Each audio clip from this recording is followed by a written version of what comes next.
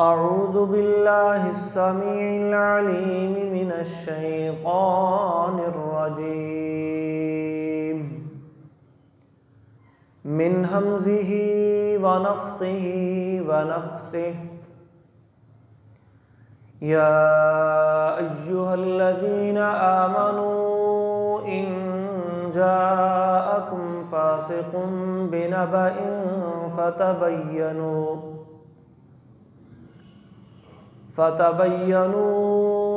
أن تصيبوا قوما بجهالة فتصبحوا على ما فعلتم نادمين.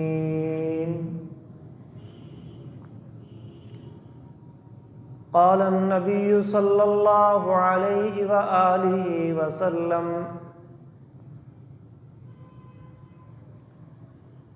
من كذب علي متعمدا فليتبوأ مقعده من النار. رواه البخاري ومسلم.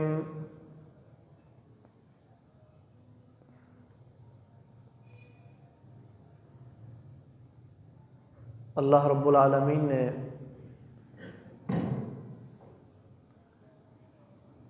خاتم النبیین صلی اللہ علیہ وآلہ وسلم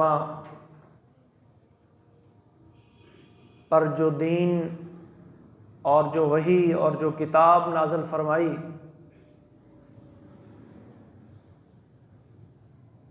اس دین کی حفاظت، اس کتاب کی حفاظت کا ذمہ بھی اللہ نے خود لیا ہے۔ اِنَّا نَحْنُ نَزَّلْنَا الذِّكْرَ وَإِنَّا لَهُ لَحَافِظُونَ۔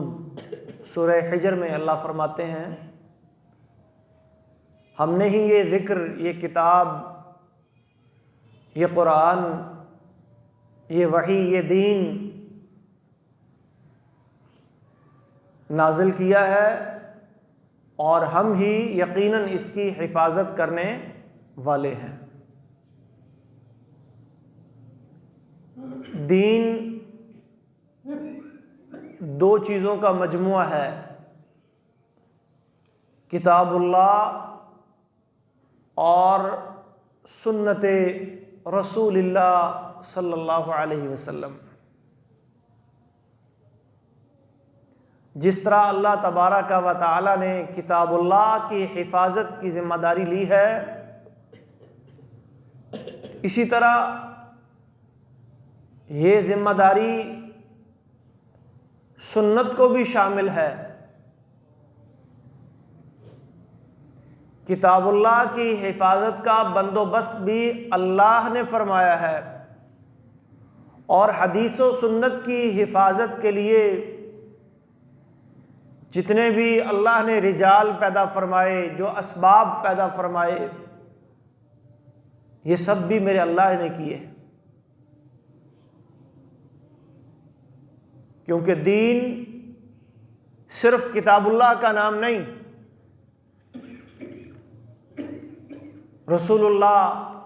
صلی اللہ علیہ وسلم کے ذمے کتاب اللہ کی وضاحت کی ذمہ داری لگائی گئی۔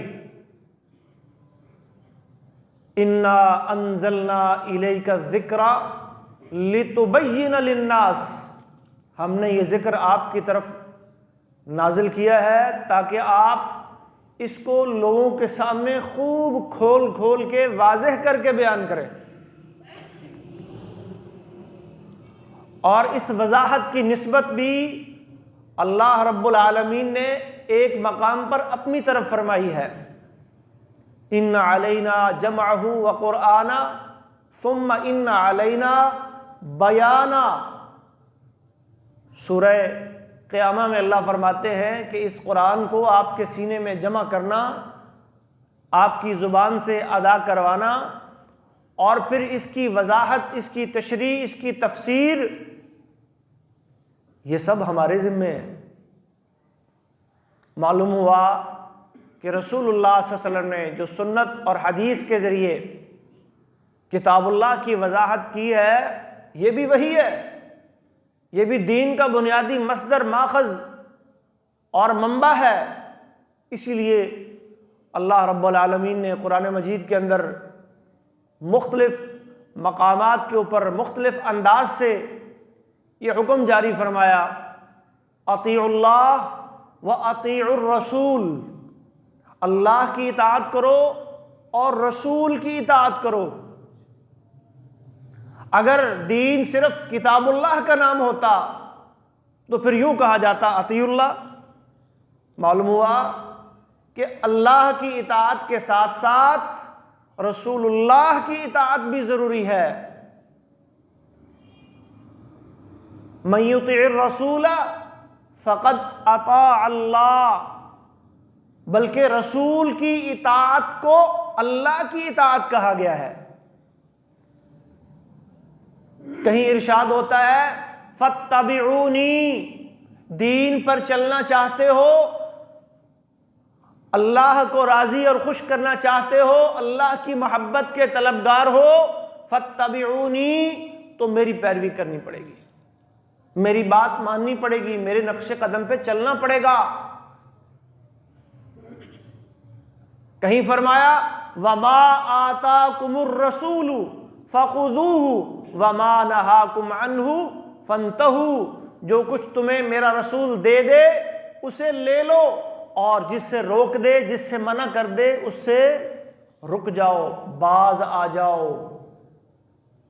یہ نہیں فرمایا کہ جو میں روک دوں اس سے تو رک جاؤ، اور جو میرا رسول روک دے اس سے تم نے نہیں رکنا۔ جو میں حکم دے دوں وہ تو مان لو، اور جو میرا رسول حکم دے دے اس کو مت مانو۔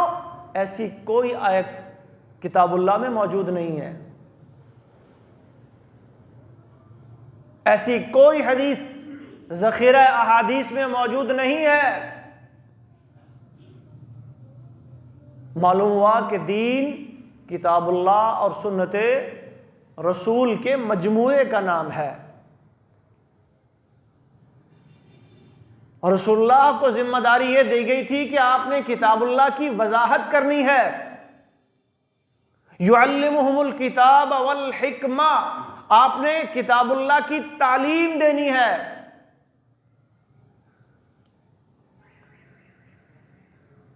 اور اللہ نے جب دین کی ذکر کی،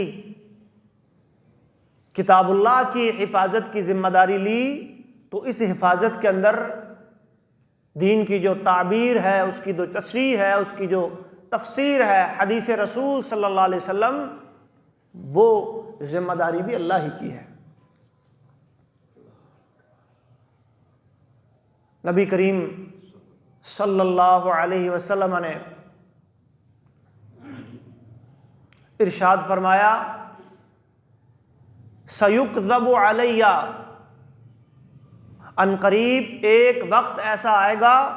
کہ لوگ میرے بارے میں جھوٹ بولیں گے، میری طرف جھوٹی باتیں منسوب کریں گے، جھوٹی روایات، من گھڑت روایات بنا بنا کے ان کی نسبت میری طرف کی جائے گی۔ لیکن یاد رکھنا ان کذبا علی لیس ککذب علی احد، فرمایا میرے بارے میں جھوٹ بولنا کسی عام آدمی کے بارے میں جھوٹ بولنے کی طرح نہیں ہے۔ لوگ اللہ کی طرف بھی جھوٹی باتیں منسوب کرتے ہیں، وَمَنْ أَظْلَمُ مِمَّنِ افْتَرَىٰ عَلَى اللَّهِ كَذِبًا، اس سے بڑا ظالم کون ہے جو اللہ پر جھوٹ باندھتا ہے؟ تو جو اللہ کی طرف جھوٹ کی نسبت کر سکتے ہیں ان کے لیے رسول اللہ کی طرف جھوٹ کی نسبت کرنا کوئی مشکل کام نہیں ہے۔ دین کے دشمن، دین کو نہ چاہنے والے، دین کو نہ ماننے والے، ان میں سے کچھ تو وہ ہیں جو کھلم کھلے دشمن ہیں، وَلَوْ كَرِهَ الْكَافِرُونَ وَلَوْ كَرِهَ الْمُشْرِكُونَ، اور کچھ وہ ہیں جنہوں نے لبادہ اور لباس اپنے اوپر لیبل اسلام کا اور مسلمانوں کا لگایا ہوا ہے، اور در پردہ وہ خدمت کفار کی کر رہے ہیں، کافروں کی کر رہے ہیں، دین اسلام کو کھوکھلا اور کمزور کرنے کی سازشیں کی بھی ہیں اور کر بھی رہے ہیں، اور انہی میں سے ایک گروہ ان لوگوں کا ہے جو جہاد کے میدانوں میں تو اسلام کا مقابلہ نہ کر سکے، جو بدر و احد، خندق و حنین، تبوک و احزاب کے میدانوں میں تو اسلام کی طاقت کے سامنے نہ ٹک سکے، پھر انہوں نے ایک دوسرا حربہ، ایک دوسرا راستہ استعمال کیا کہ مسلمانوں کی صفوں میں گھس کر، اسلام اور مسلمانوں کا لبادہ اوڑھ کر انہوں نے رسول اللہ کی طرف غلط، جھوٹی اور بے بنیاد خبریں منسوب کرنا شروع کر دی۔ نبی کریم صلی اللہ علیہ وسلم نے اس فتنہ کے بارے میں آگاہ فرمایا تھا کہ میرے بارے میں جھوٹ بولا جائے گا۔ سیکون فی آخر الزمان اقوام، جیسے جیسے وقت گزرے گا، زمانہ گزرے گا، کچھ لوگ آئیں گے، یاتونکم من الاحادیث، صحیح مسلم کی حدیث ہے یہ، اور تمہارے پاس ایسی ایسی حدیثیں گھڑ گھڑ کے لائیں گے، تمہیں سنائیں گے، بما لم تسمعوا انتم ولا آباؤکم، جو نہ تم نے سنی ہوں گی نہ تمہارے آباء و اجداد نے سنی ہوں گی، وہ من گھڑت خبریں ہوں گی، من گھڑت باتیں ہوں گی۔ فَإِيَّاكُمْ وَإِيَّاهُمْ، اپنے آپ کو ان سے بچاؤ، ان سے دور کرو، بچو ان جھوٹی خبریں پھیلانے والوں سے۔ اور اسی طرح نبی مکرم صلی اللہ علیہ وسلم نے یہ بھی فرمایا، من کذب علی متعمدا فلیتبوأ مقعدہ من النار، جان بوجھ کے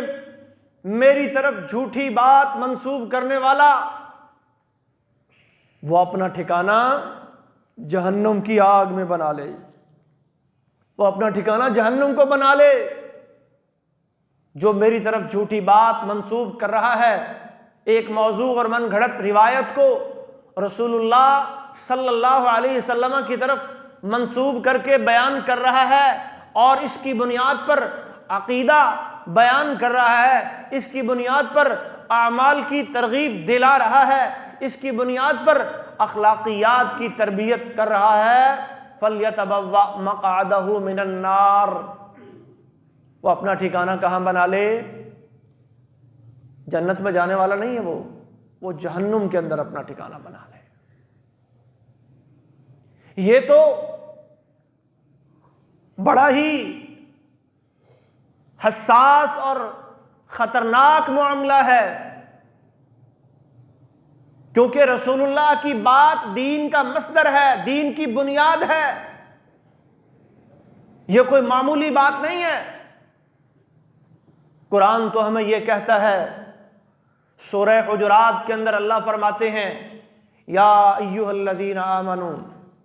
اے ایمان والو، ان جاءکم فاسق بنبأ، اگر کوئی فاسق شخص کوئی خبر لے کر تمہارے پاس آئے، اس خبر کا تعلق تمہارے دنیاوی معاملات سے ہو یا دینی معاملات سے ہو، کوئی بھی خبر تم تک پہنچے، فتبینوا، فوراً اس کا یقین نہ کر لیا کرو، فوراً اس پہ عمل کرنا شروع نہ کر دیا کرو، فتبینوا، پہلے تم خوب اچھے طریقے سے اس کی تحقیق کر لو، اس کی چھان پھٹک کر لو کہ یہ بات جو مجھ تک پہنچی ہے فلاں شخص کے بارے میں، فلاں کام کے بارے میں، یہ بات ٹھیک بھی ہے، کہیں غلط تو نہیں کہہ دیا کسی نے کہ بھئی تیرا فلاں رشتہ دار،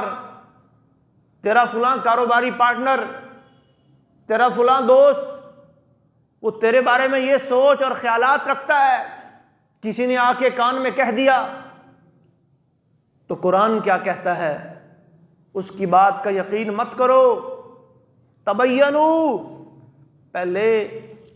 چھان پھٹک کرو، پہلے تحقیق کرو، پہلے غور و فکر کرو، ذرائع استعمال کرو، ان تصیبوا قوما بجہالہ، کہیں ایسا نہ ہو کہ لا علمی میں، نادانی میں، غصے میں آ کر تم کسی قوم کو نقصان پہنچا بیٹھو، تم کسی سے لڑ لو، تم کسی سے قطع تعلق ہو جاؤ، تم کسی سے اپنی کاروباری پارٹنرشپ ختم کر دو، تم کسی کو جواب میں گالیاں دے لو، اور تم کسی سے اپنا برات اور لا تعلقی کا اعلان کر دو، یا اس کا گریبان پکڑ لو۔ ان تصیبوا قوما بجہالہ، کہیں ایسا نہ ہو کہ نادانی میں تم کسی قوم کو نقصان پہنچا بیٹھو، اور پھر جب حقیقت حال کھلے، جب اصل ماجرا سامنے آئے کہ ابھی اس بندے نے تو یہ بات کی ہی نہیں، ایسا تو کوئی معاملہ تھا ہی نہیں، فَتُصْبِحُوا عَلَى مَا فَعَلْتُمْ نَادِمِينَ، پھر تم اپنے کام پر شرمندگی محسوس کرو، پھر تمہیں اپنے کیے پر ندامت ہو، اور پھر تم معذرتیں پیش کرتے پھرو، عذر ڈھونڈتے پھرو کہ جی فلاں نے مجھے آ کے ایسا کہہ دیا تھا۔ اس لیے بہتر ہے کہ جو بات تم تک پہنچے پہلے اس کی کیا کر لو، تحقیق کر لو۔ یہ بات اللہ تبارک و تعالیٰ نے قرآن مجید میں سورہ حجرات کے اندر بیان فرمائی، اور بڑی پیاری بات ہے۔ اور ہمارے معاشرتی رویوں کے اندر بہت سارے جو جھگڑے اور اختلافات اور تنازع کھڑے ہوتے ہیں، ان کی بنیاد اسی پہ ہوتی ہے کہ جی فلاں رشتہ دار نے، فلاں دوست نے، فلاں ساتھی نے، فلاں آدمی نے مجھے آپ کے بارے میں یا اس کام کے بارے میں یہ خبر پہنچائی تھی، تو اس لیے میں نے اس کی بنیاد پر بدگمانی پیدا کر لی، میں نے اس کی بنیاد پر آپ سے تعلق ختم کر لیا، میں نے رابطہ توڑ لیا، میں نے آنا جانا چھوڑ دیا، میں جھگڑے پہ آ گیا، میں مقدمہ بازی کی طرف چلا گیا۔ اور یہ تو دنیا کے معاملے ہیں نا، دنیا کے معاملے۔ اور دنیا کے اندر بھی اگر ہم اللہ کے اس قانون پر عمل نہ کریں گے تو ہمارے اختلافات ختم نہیں ہوں گے، ہمارے جھگڑے ختم نہیں ہوں گے، ہمارے تنازعات ختم نہیں ہوں گے۔ اصل معاملہ، خطرناک معاملہ دین کا معاملہ ہے، جس پہ میری اخروی کامیابی کا دار و مدار ہے، جس پہ میری جنت اور جہنم کا فیصلہ ہونا ہے، جس پہ میری کامیابی اور ناکامی کا فیصلہ ہونا ہے، دین کا معاملہ۔ اور یہ میرے لیے بڑا اہم معاملہ ہے، یہ کوئی معمولی مسئلہ نہیں ہے، بڑا اہم مسئلہ ہے میرا۔ اور میرے اس دنیا کے مسائل میں میرے لیے اور آپ کے لیے اس سے بڑا مسئلہ کوئی نہیں ہے، اس سے بڑی پریشانی کوئی نہیں ہے۔ قرآن کریم میں اللہ فرماتے ہیں فَمَن زُحْزِحَ عَنِ النَّارِ وَأُدْخِلَ الْجَنَّةَ فَقَدْ فَازَ۔ لوگو، جو بندہ جہنم کی آگ سے بچا لیا گیا اور جنت میں داخل کر دیا گیا، فقد فاز، بلا شبہ، بے شک وہ کیا ہو گیا؟ کامیاب ہو گیا۔ اسی کو اللہ نے الفوز العظیم، بڑی کامیابی قرار دیا ہے۔ اسی کو اللہ نے الفوز المبین، واضح کامیابی، الفوز الکبیر، بڑی کامیابی۔ یہ ہے اصل کامیابی، یہ ہے اصل میرا اور آپ کا مسئلہ۔ اور خدا نہ خواستہ اگر اس مسئلے میں ناکامی ہو گئی تو یہ سب سے بڑی ناکامی ہے، اس سے بڑی ناکامی کوئی نہیں۔ ذالک هو الخسران المبین، خاسر الدنیا والآخرہ۔ اللہ فرماتے ہیں قرآن میں اس کی دنیا بھی تباہ و برباد ہوگی، اس کی آخرت بھی تباہ و برباد ہوگی۔ تو محترم بھائیو، اصل حساسیت ہمارے لیے دین کی ہے۔ تو ہم نے دینی معاملات میں یہ دیکھنا ہے کہ رسول اللہ صلی اللہ علیہ وسلم کی طرف جو بات منسوب کی جا رہی ہے یا آپ کے حوالے سے نقل کی جا رہی ہے، بیان کی جا رہی ہے، کیا یہ درست ہے؟ نبی اکرم صلی اللہ علیہ وسلم نے فرمایا کفا بالمرء کذبا ان یحدث بکل ما سمع، آدمی کے ایک حدیث کے الفاظ ہیں جھوٹا ہونے کے لیے، اور ایک حدیث کے الفاظ ہیں گناہگار ہونے کے لیے، اتنا ہی کافی ہے ہر سنی سنائی بات کو آگے بیان کر دیں۔ ذرا اس حدیث کے مطلب پہ بھی غور کیجئے۔ یہ دین سنی سنائی باتوں کا نام نہیں ہے، یہ کوئی روایات کا مجموعہ نہیں ہے کہ یہ ہماری روایت ہے، یہ چلی آ رہی ہے، یہ ہماری ریت ہے، یہ ہمارے معاشرے میں سب لوگ کر رہے ہیں۔ اس کو دین نہیں کہا جاتا، یہ وحی الہی کا نام ہے، یہ کتاب و سنت کا نام ہے، اور وہ کتاب و سنت جس کی حفاظت کی ذمہ داری اللہ نے خود قرآن مجید میں اٹھائی ہے۔ اس لیے ہمیں تحقیق کے میدان میں آنا ہوگا، تسلی کرنی ہوگی، اطمینان کرنا ہوگا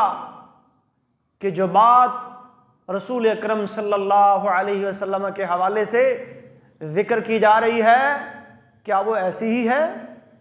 اس میں ایک لفظ کی بھی کمی بیشی کی گنجائش نہیں ہے۔ رسول اللہ فرماتے ہیں اذا حدثتکم حدیثا، جب میں تمہیں کوئی ایک حدیث بیان کروں فلا تزیدن علیہ، تو تم نے اپنی طرف سے اس میں کوئی اضافہ نہیں کرنا، اجازت نہیں ہے تمہیں۔ ایک لفظ کا اضافہ، ایک لفظ کی کمی، ایک مسئلے کی ایڈیشن، اس کی اجازت نہیں ہے۔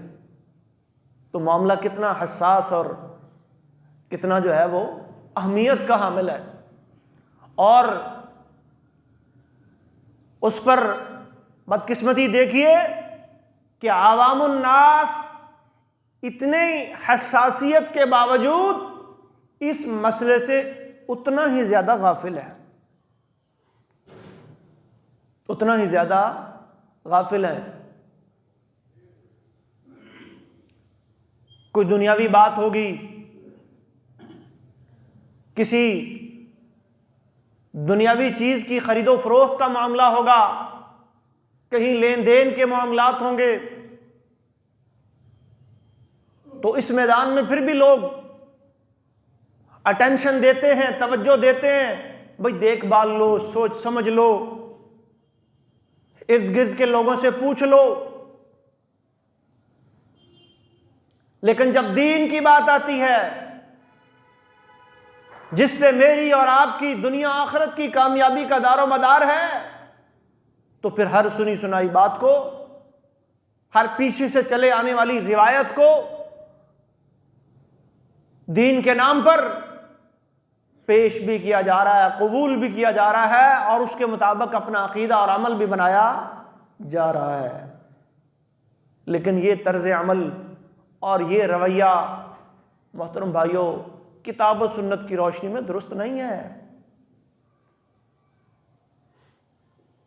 نبی کریم صلی اللہ علیہ وسلم نے ارشاد فرمایا تھا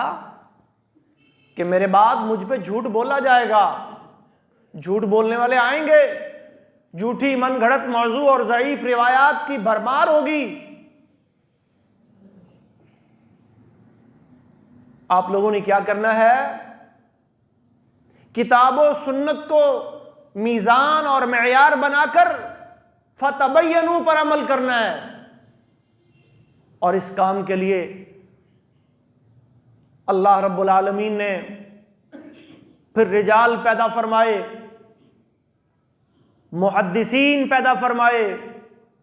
صحابہ کرام نے محنتیں کی، کوششیں اور کاوشیں کی، رسول اللہ کے فرامین کو یاد کیا، لکھا، سینوں میں محفوظ کیا، عمل کے ذریعے محفوظ کیا، تحریر میں لائے، ایک ایک حدیث سننے کے لیے مہینوں تک کا سفر کیا۔ رسول اللہ کی احادیث جہاں جہاں پہنچی،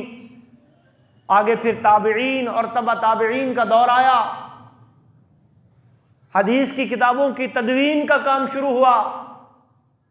امام مالک رحمہ اللہ نے موطا امام مالک لکھی، امام شافعی رحمہ اللہ نے کتاب الام حدیث کی کتاب لکھی، امام بخاری آئے، صحیح البخاری لکھی گئی، صحیح مسلم لکھی گئی، سنن ابی داؤد، سنن ترمذی، سنن نسائی، سنن ابن ماجہ، مسند احمد، اسماء الرجال کا فن وجود میں آیا، حدیث کے راویان کا پورا ان کا ایک بایو ڈیٹا، ان کی بیبلوگرافی، یہ کون تھے، ان کا نام کیا تھا، یہ کب پیدا ہوئے، یہ کب فوت ہوئے، ان کے اساتذہ کون ہیں، ان کے شاگرد کون ہیں، یہ کن کن شہروں میں گئے، کن سے ان کی ملاقات ہوئی، کن سے ان کا سماع ہے، کن سے نہیں ہے، ایک ایک بات کو محدثین نے اسماء الرجال کی کتابوں میں جمع کیا، اور پھر اس بنیاد پر احادیث کی صحت اور ضعف کا پیمانہ مقرر کیا۔ 5 لاکھ راویان حدیث۔ آج 5 آدمیوں کے بارے میں معلومات جمع کرنی ہو نا جی، تو انسان کو وقت پڑ جاتا ہے کہ یہ کب پیدا ہوا تھا اور کب فوت ہوا، اور اس نے اپنی پوری زندگی میں کن کن شہروں کا سفر کیا، اس کے اساتذہ کون ہیں، یہ کن کے پاس پڑھا، اس کے شاگرد کون ہے، اس نے کوئی کتاب لکھی ہے تو وہ کون سی ہے، یہ عدالت میں کیسا تھا، ثقہ تھا، صدوق تھا، یا اس کی عدالت مجروح تھی، یہ ضبط میں کیسا تھا، اس کی قوت حافظہ کیسی تھی، یہ اخلاق و کردار میں کیسا تھا، یہ مروت کا کیسا تھا۔ یہ محنتیں محدثین کرام کی، اور ان محنتوں کے نتیجے میں علم حدیث، اصول حدیث، مصطلح الحدیث، متون حدیث مرتب ہوئے۔ ہمارے لیے تو بہت ساری آسانیاں کر گئے نا یہ محدثین۔ اور پھر ضعیف اور موضوع روایات کے اوپر الگ سے محدثین کرام نے کتابیں لکھ دی۔ امام ابن الجوزی رحمہ اللہ نے الموضوعات الکبیر لکھی،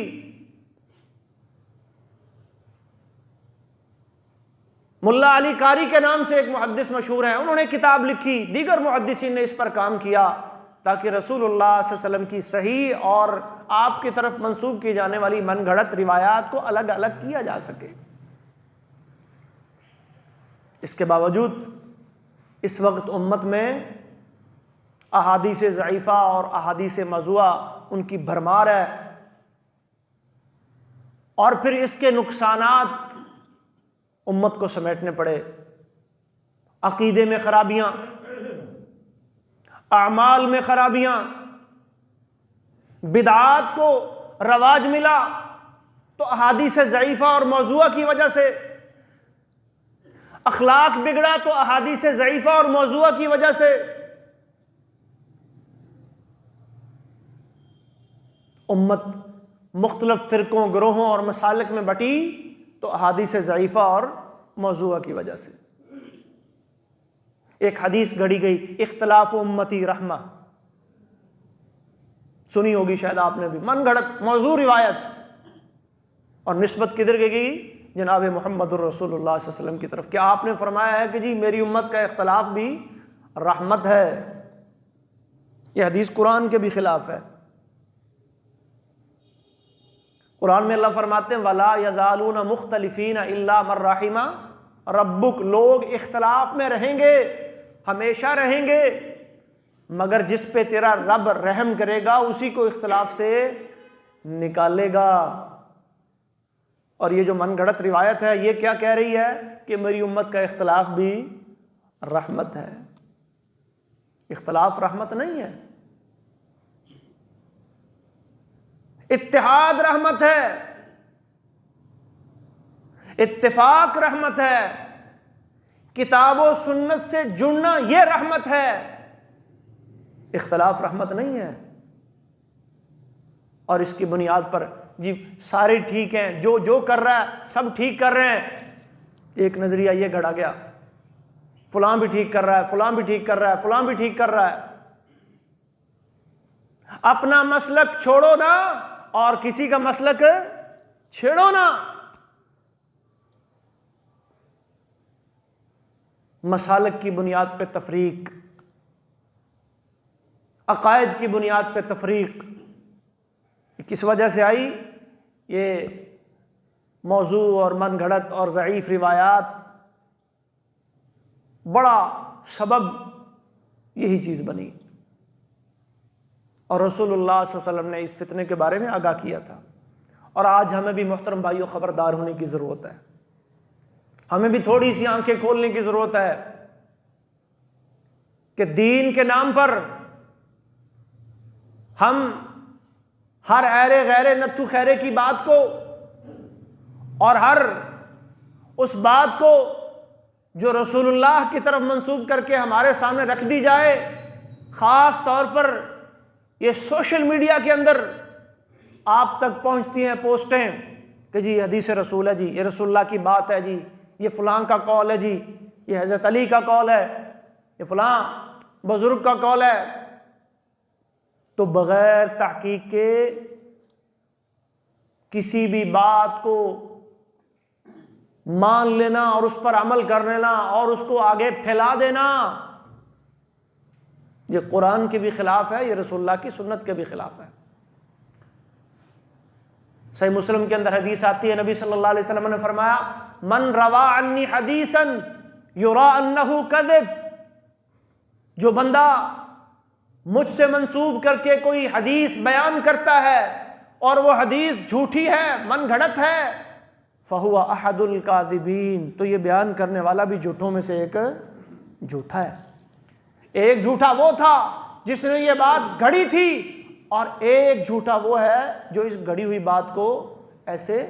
بیان کر رہا ہے۔ ان ضعیف اور موضوع اور من گھڑت روایات کو آگے بیان کرنا بھی درست نہیں ہے، لیکن یہ فتنہ امت میں بڑی تیزی سے پھیل رہا ہے۔ ملحد قسم کے، زندیق قسم کے لوگ، انہوں نے عجیب و غریب قسم کی احادیث گھڑی ہوئی ہیں، دین کے حوالے سے، عبادات کے حوالے سے، عقائد کے حوالے سے، اور تو اور کچھ ایسے لوگ جو اپنے آپ کو دیندار کہلواتے ہیں، زاہد قسم کے، مسلمانوں والا حلیہ اپنانے والے، رکھنے والے، اور کوشش ان کی یہ ہے کہ ہم لوگوں کو دین کے کیا کر رہے ہیں، قریب لا رہے ہیں۔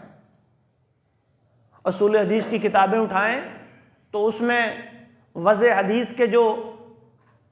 بنیادی اسباب لکھے ہیں ان میں ایک سبب یہ بھی لکھا ہے کہ یہ زہاد قسم کے لوگ، صوفیاء قسم کے لوگ، انہوں نے بھی بہت ساری حدیثیں گھڑی ہیں، اور سب سے زیادہ نقصان ان لوگوں نے پہنچایا ہے، کیونکہ ملحدوں اور زندیقوں کے بارے میں تو انسان کو تھوڑا بہت آئیڈیا ہو جاتا ہے نا کہ بھی یہ دین پر چلنے والا نہیں ہے، یہ ملحد قسم کا انسان ہے، یہ روایت بیان کر رہا ہے، اسے دین کا پتہ ہی نہیں ہے۔ لیکن جو اس منبر پہ کھڑا ہو کے، جو اس سٹیج پہ چڑھ کے علماء والا حلیہ اپنا کے آپ کو ضعیف موضوع اور من گھڑت روایات بیان کرے گا، آپ کے عقیدے خراب کرے گا، آپ کے اعمال خراب کرے گا، میں اور آپ یقین کریں گے یا نہیں کریں گے؟ اٹھائیے فضائل اعمال، ضعیف اور مجموع روایات سے بھری پڑی ہے، من گھڑت قصے، من گھڑت کہانیاں سنا سنا کر کیا کہتے ہیں جی، لوگوں کو دین کے قریب لا رہے ہیں۔ دین کے قریب لانے کے لیے کتاب و سنت ہی کافی ہے، اس کے ہوتے ہوئے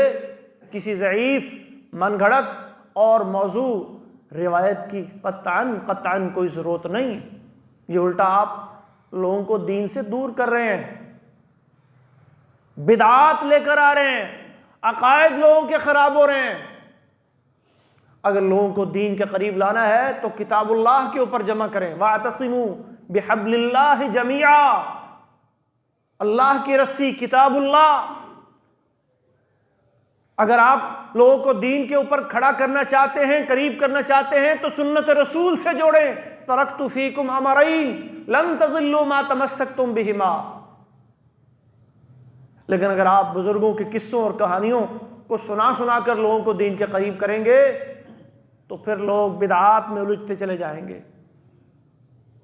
اوریجنل اور ریئل دین سے دور ہوتے چلے جائیں گے۔ اور آج امت کا ایک بہت بڑا المیہ یہی ہے کہ اگر کسی کو صحیح اور درست بات بتائی جائے اور رسول اللہ صلی اللہ علیہ وسلم کی صحیح احادیث اس کے سامنے پیش کی جائیں، ضعیف اور موضوع اور من گھڑت روایات کی نشاندہی کی جائے، تو لوگ کہتے ہیں جی جو ہم بیان کرتے ہیں وہ ضعیف، جو آپ بیان کرتے ہیں وہ صحیح۔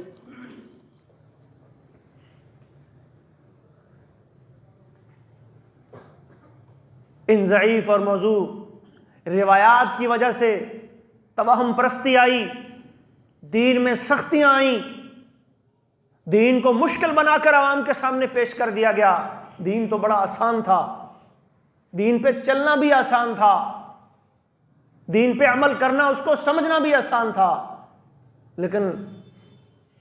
قیل و قال کا وہ مجموعہ بنا دیا گیا، فلاں نے یہ کہا، فلاں نے یہ کہا، فلاں نے یہ سنا۔ العیاذ باللہ۔ آپ اٹھا لیں کتابیں اور دوسری طرف اٹھا لیں اللہ کی کتاب قرآن مجید اور رسول اللہ کی سنت، صحیح البخاری کو اٹھا لیں، صحیح مسلم کو اٹھا لیں اور خود فیصلہ کر لیں۔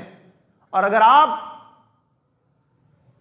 کے اندر یہ اہلیت نہیں ہے تو اس کا بھی راستہ قرآن بتاتا ہے، فَاسْأَلُوا أَهْلَ الذِّكْرِ إِن كُنتُمْ لَا تَعْلَمُونَ۔ مستند اور سکہ بند علماء، ان سے اپنا تعلق مضبوط کر لیں، اہل ذکر اہل علم سے پوچھ لیں، ان کنتم لا تعلمون، اگر تم نہیں جانتے۔ یہ قصہ گو کہانیاں سنانے والے علماء اور خطباء سے بچیں، یہ شیریں بیاں، یہ شعلہ بیاں، یہ مجلسیں لوٹنے والے، ان سے اپنے آپ کو بچائیں اور صحیح دین جو کہ کتاب اللہ اور سنت رسول کے اندر محفوظ ہے اس پہ کھڑے کریں، اس پہ کھڑے ہوں، اپنے نوجوانوں کو کھڑے کریں، اپنی اولادوں کو کھڑا کریں۔ رسول اللہ صلی اللہ علیہ وآلہ وسلم نے ارشاد فرمایا تھا کہ ایک وقت آئے گا، آج تم میری باتیں سن رہے ہو، یسمع منکم، پھر ایک وقت آئے گا کہ تم سے سنی جائیں گی، وَيُسْمَعُ مِمَّنْ يَسْمَعُ مِنْكُمْ، اور پھر جو تم سے سنیں گے ان سے بھی آگے سنے جائیں گی۔ یہ سند کا سلسلہ یہ چلا آ رہا ہے رسول اللہ صلی اللہ علیہ وسلم کے دور سے، صحابہ اور صحابہ سے پھر آگے تابعین، اور یہ سلسلہ محدثین مفسرین کی صورت میں آگے سے آگے بڑھا۔ کتاب اللہ اور سنت رسول کو میزان بنا کر ہمیں کامیابی مل سکتی ہے، ہمیں کامرانی مل سکتی ہے، اور ان کو پس پشت ڈال کر، ان کو فراموش کر کے اور اپنی روایات اور سنی سنائی باتوں کو دین کا درجہ دے کر ہم پستیوں کا شکار تو ہو سکتے ہیں، ذلتوں اور رسوائیوں کی کھائیوں میں تو گر سکتے ہیں، نہ دنیا میں عروج و اقبال ہمیں میسر آ سکتا ہے، نہ آخرت میں فوز مبین، فوز کبیر اور فوز عظیم سے ہم ہمکنار ہو سکتے ہیں۔